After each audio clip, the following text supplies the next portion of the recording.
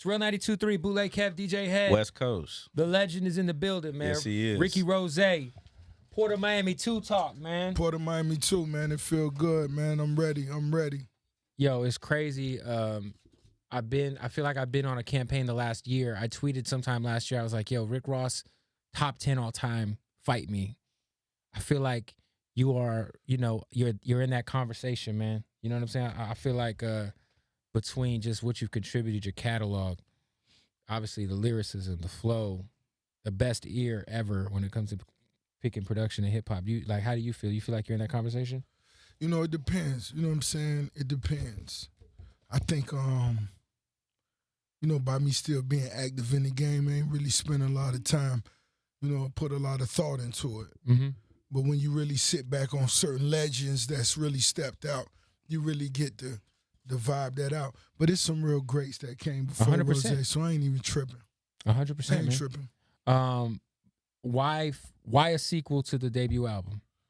Really just the challenge I think was dope. You know what I'm saying? You got to remain creative. I feel like it was somewhat how when Pac released that double CD as an artist, the statement that it made, not just on the title, but the statement that's being made, me going 10 full albums and coming back, hitting the reset button with Port of Miami 2, just as a writer and an artist, it's a statement that's being made. 100%, man. We talked about your ear for production a little. I think most people would say you have the best ear for beats. We always talk about how great it'd be if you executive produced a Nas album, by the way, so you could pick the beats. But what is that about your ear that, what is it about? I just feel like you have a niche for the cinematic production. You know what I'm saying? What is it about you and your taste that you think makes that so great? I think for one, I still just vibe to the classic hip-hop vibes. You know what I'm saying? This is a gift right here I got from Dr. Dre. So it lets you know the relationship. And it go way past the production, as well as me growing up in a house where, my mom played that blues and that real soulful music. Right. So me mixing that together, I think that's what give me that direction. We just had Wale up here, not just recently. Shout out to Wallace. He said that you would never guess the type of shit that Ross be listening to. Just you be just riding in the car, listen to this. He was talking about all the boom bap shit. He's like, yo, I feel like Ross be trying to motivate me to rap when he gets me in the car because he be playing some boom bap 90s shit. Yeah. That's what I listen to.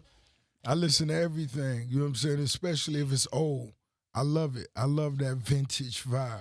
What's some of the motivation behind Port of Miami 2 as far as where'd you pull from? Because I know like a debut album, those are big shoes to fill. Usually people, they shy away from it.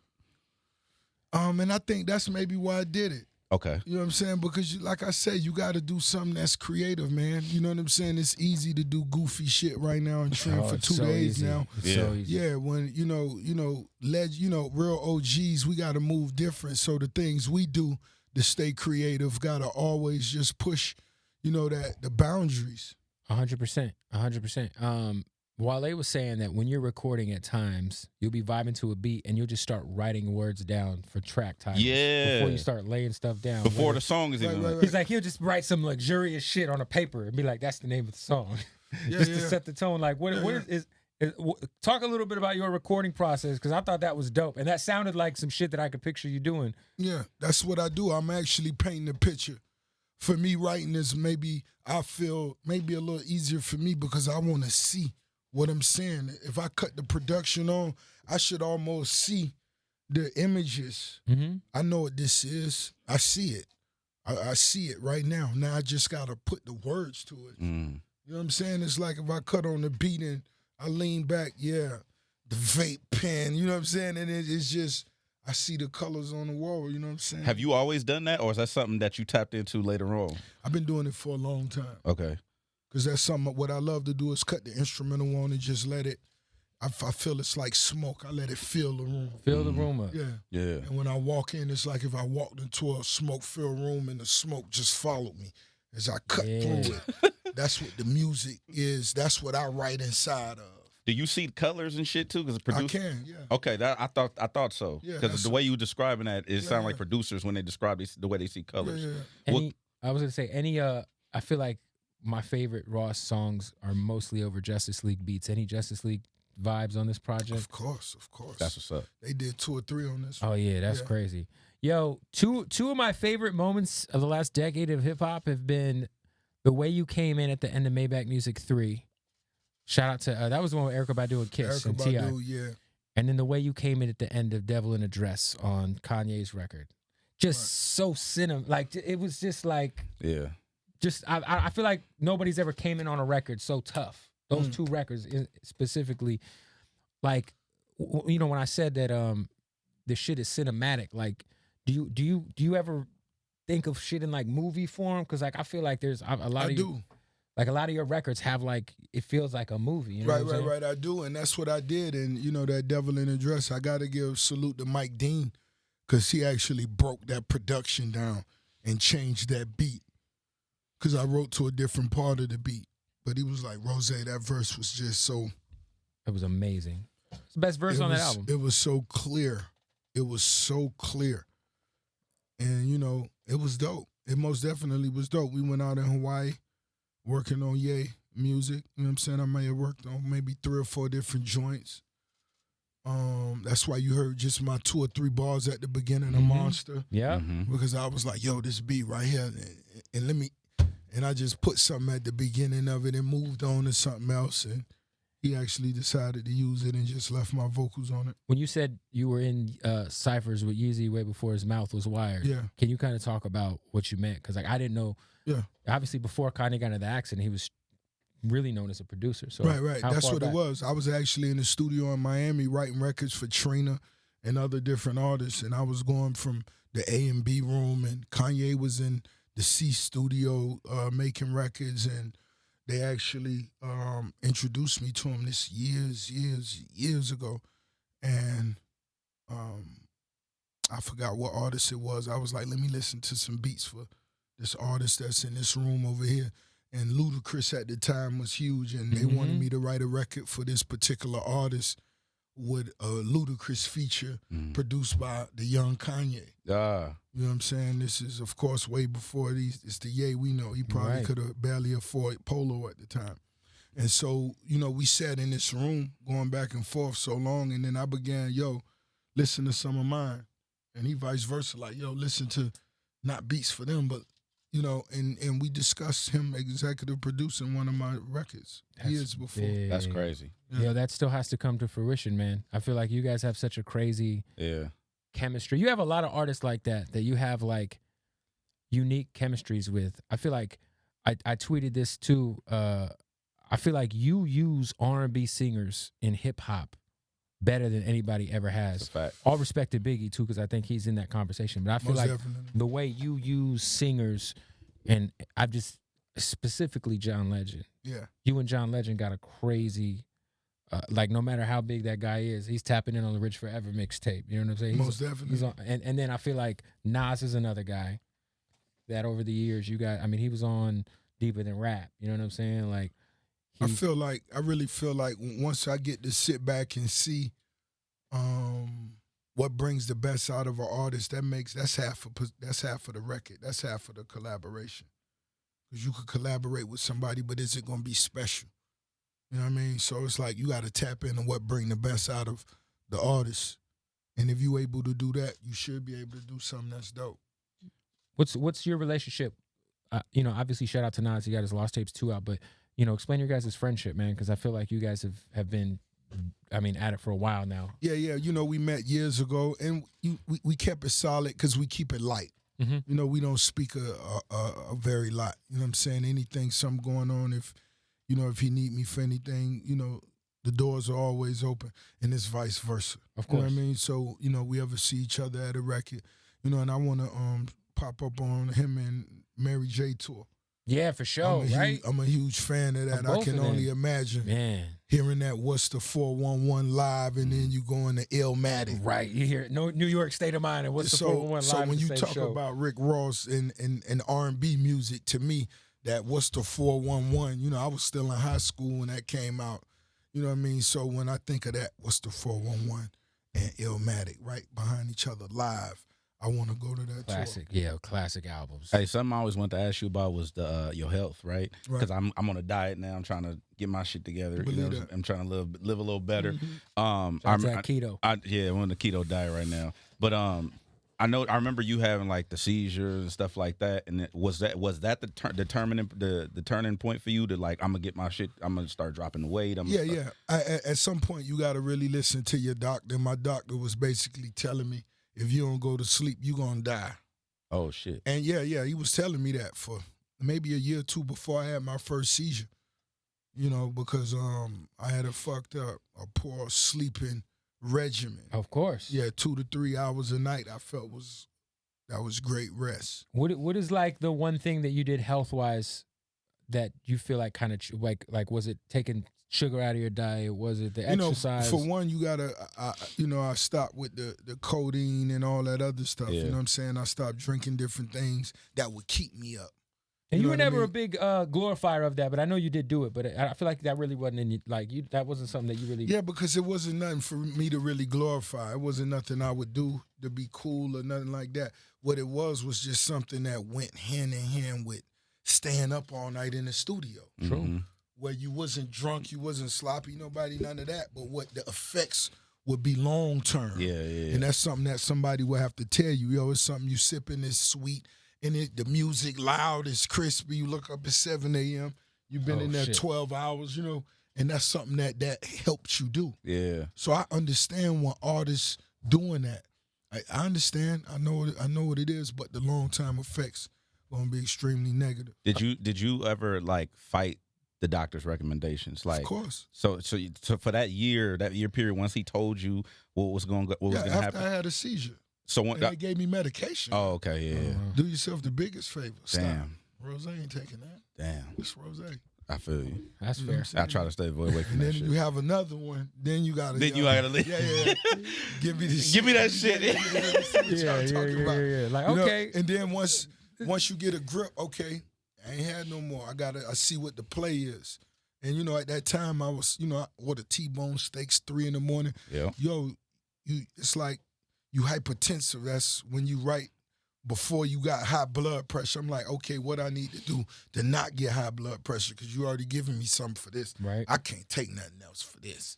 So you got to change your appetite. You got to do this. You got to do this. All right, but I still got to eat what I love. Yeah, you could eat 2-3 days out the week what you love, but as a whole, it's changes you got to make. Yeah. Hey, I remember there was obviously rest in peace to Nipsey. There was a point in time when I remember you guys were talking about him signing to MMG. I think it was him and Dom at the time. You were talking with Dom Kennedy as well, right? Right. How close was that to happening? The conversations were real. Yeah. The conversations were real.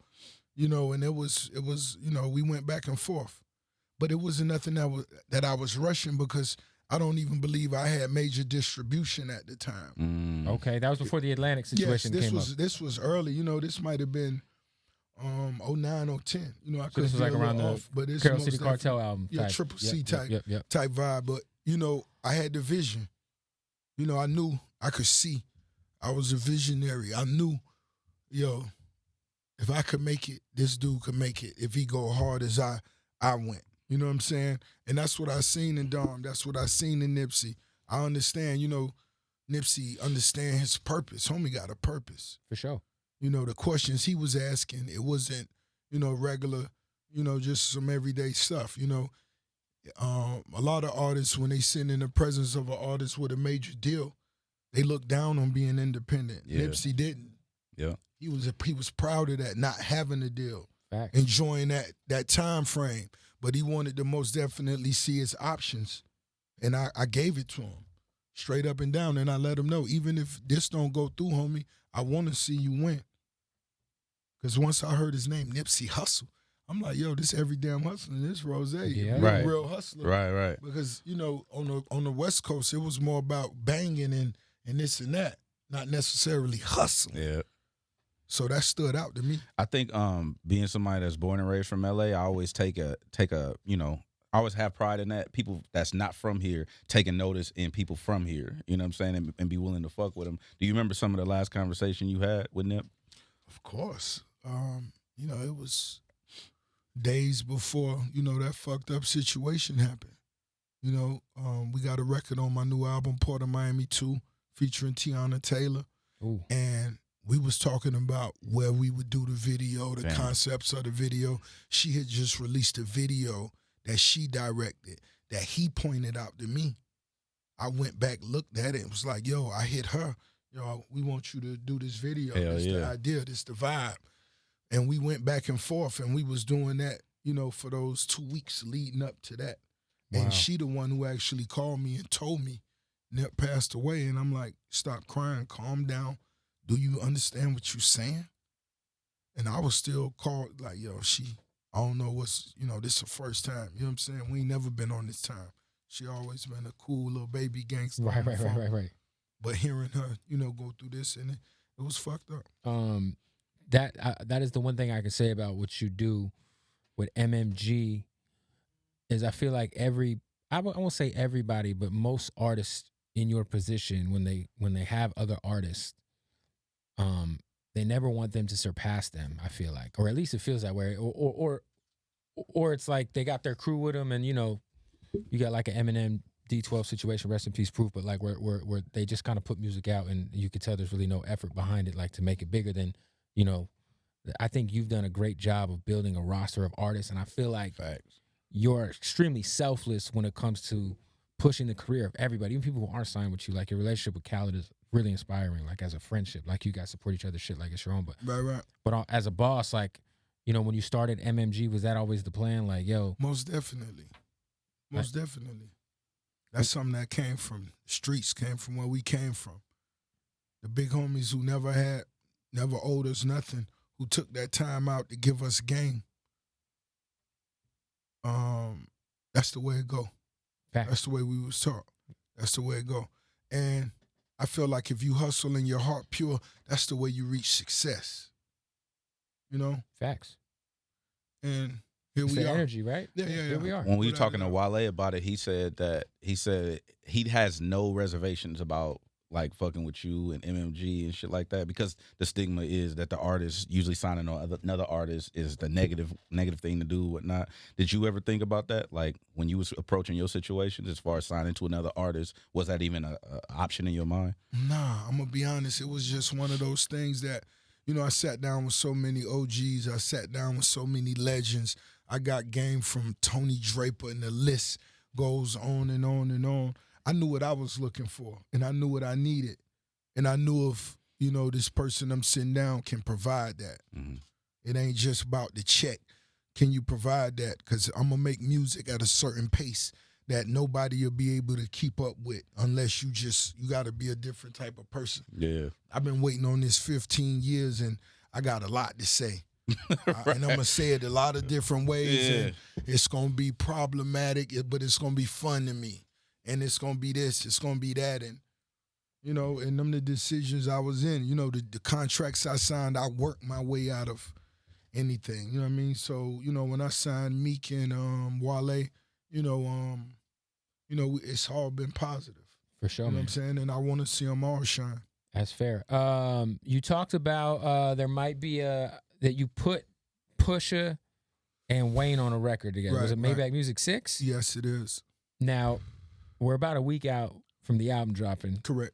Do we know, is that going to be on the project? We got to wait and see. You know what I'm saying? And the reason I say that is because, you know, to me, I put the record together without each one of them not knowing, just to spark that conversation. Just to try to get it going. Yeah, because I feel like if there's anybody that should do it, it should be me. Right. Me being on Pusha album, me always being on Wayne albums, me always being on Drake albums, and me understanding and looking at it from a real boss perspective. Like, let me I see feel- if I could do something here. Yeah. And I felt like the differences they had, I felt that just came from Wayne being a soldier to his big homie. Right. Whatever differences Push Me I had with Stunner, you know? Right. And I felt Drake was being a soldier to his big homie. So yeah. is it really personal? And whatever was said is over with. I done in the almost past. forgot it. That's fair. You feel me? So I just wanted that conversation to come up. And ultimately, of course, by it being a week or more out, the records have been cleared. by Okay. both parties. Oh, but that's what's up. Yeah, but that's not what it's about. It's not about that. It's about sparking the conversation. It's about, is this the right time to put all the shit behind us and move forward and do something I dope like for that. the culture? I like that. You know what I'm Is saying? that where you at personally, as far Of as course. so like the with you know Stunner and all that shit, like everything is behind you? Yeah, at this yeah. point? I spoke my mind. Yeah. And I feel like as artists and businessmen, you say what you got to say if there's a difference and you move forward, because ain't no money in that. Ain't no business in that. Mhm. Have you and Birdman had any conversations since? Nah, we haven't. I thought that was a dope thing for you to do though, because I feel like a lot of people felt the way you felt, but Wouldn't say anything. but you put it on wax, and I thought, and it wasn't like a diss record. I guess it was like you just kind of like, It yo, really my G, wasn't a diss record. this is how I feel, and you could take it how it is. Really you even said I wasn't. love you at the end. You know, Yeah. like I got because- love for you. Yeah, we did a lot of hustling together. We did a lot of things together. But when you also see things that, ain't right, you may just speak on it. You know what I'm saying? And like I said, you move forward. 100%, man. Something else I always found very inspiring is the way the Florida movement. Like I felt like the way Florida came in and just smashed you, Payne, you know what I'm saying? Even Briscoe, like just everybody that was moving at that one time. Right. I heard something. I was talking to Khaled one time, and he was like, "We just decided that we was gonna move as a unit, and that was just the move. Like it wasn't no, you got a problem with him, you got a problem. Like all that's behind. We moving as a unit. For you, was that a conscious decision? Like, were you a part of the decision to make? Like, were you a part of that discussion as far as moving as a unit? I mean, I think at the end of the day, I was basically the foundation of the Okay, because I was wondering, I was thinking about that because if I feel like other regions need to do that. It's too much turmoil. Like I'm from Florida's LA. doing it right now too. Shout out to all the young Florida kids. I know I you found tapped that in I with- always told the homies here in LA because with I'm Denzel. from here. We need to do what they doing. You know what I'm saying? And I felt like that movement was so special in a way that I've never seen before from no other region. To be honest with you, and if you was from Florida, we say that about Georgia, and it's market saying that about LA because they see the love that Game Show, Nip, and YG and all that, and they just got to continue to let it grow. Mm-hmm. Now reach out to some of the youngsters and give them that same vibe, and that's what I did on Port of Miami too. I gave some youngsters an opportunity, young producers who were never on a major release. Fire. Youngsters like Denzel Curry. Shout out to Denzel And you Curry. come through Yeah. for him twice. His now album already. is Yeah, fire. most definitely. Shout out to Denzel. Shout out to the whole South Florida wave is crazy right now. A lot of young dope kids coming out of South Florida. On Port of Miami too. So are you saying that if the Maybach 6 joint don't happen, will there not be a Maybach 6 on it? We really gonna see how it unfolds. You know what I'm Okay. saying? It's really about because it's not just the artists, it's the teams I respect that's it. behind it. And I just want that conversation, which has been going on for the last week, at the end of the day, what the play is, and what'll be the next step to getting this behind us. Hey, I feel like you're a little spoiled because you pretty much are shoe in for a Jay-Z verse every album. Yeah. When you know you're gonna put Hove on a record, or when you know he's getting on a certain record, how different do you write your verse for that compared to any other time, if anything? If You just gotta be totally you gotta be walking on air because Hove is finna most definitely go somewhere else. And so you gotta just be on your A game all the way. another self-made album coming? I'm sure. That's I'm got sure because I wanted to put space between the family and some artists that we let move on. So I wanted the last year or two, a couple years, yeah. just to it wasn't no rush, but I feel like 2020 gonna be a big year for some new talent. And then we talked about all the people you've had crazy working relationships with between Hove, John Legend, Wayne. You and Drake, Special. fucking, it's butter every time, man. It's butter every time. I can only imagine like how weird of a position you were in when the whole issue with him and Meek, because that's obviously your guy. But I've been seeing it online. Could we ever get a Drake and Rick Ross project? Him and Future did one. That would be big, man. That's nothing but we haven't discussed that for years.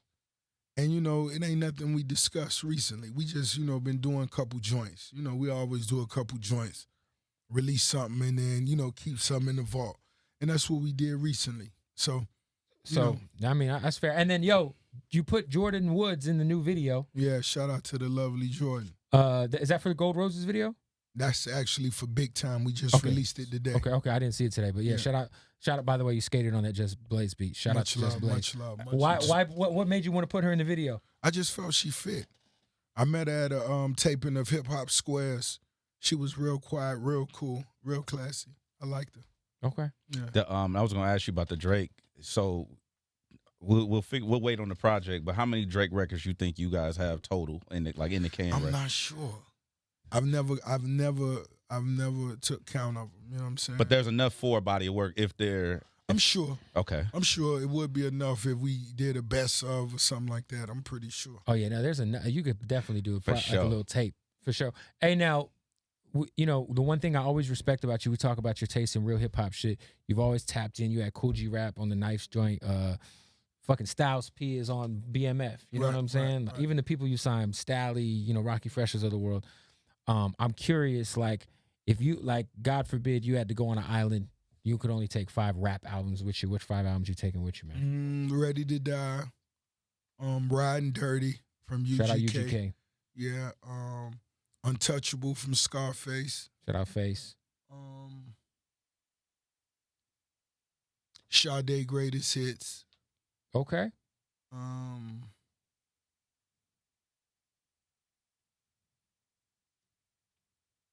America's Most Wanted from Ice Cube. Damn. Shout out to Cube. I should be able to make it. You get through it. Yeah. You'll be able to make it. Yeah, I should be able to make it. Yo, man, album is coming August 9th. That's next week.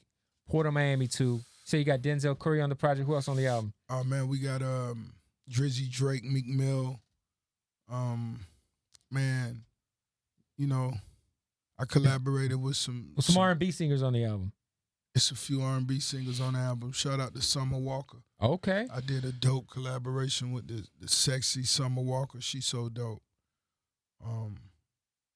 Shout out to Dej Loaf. You know I love her sound.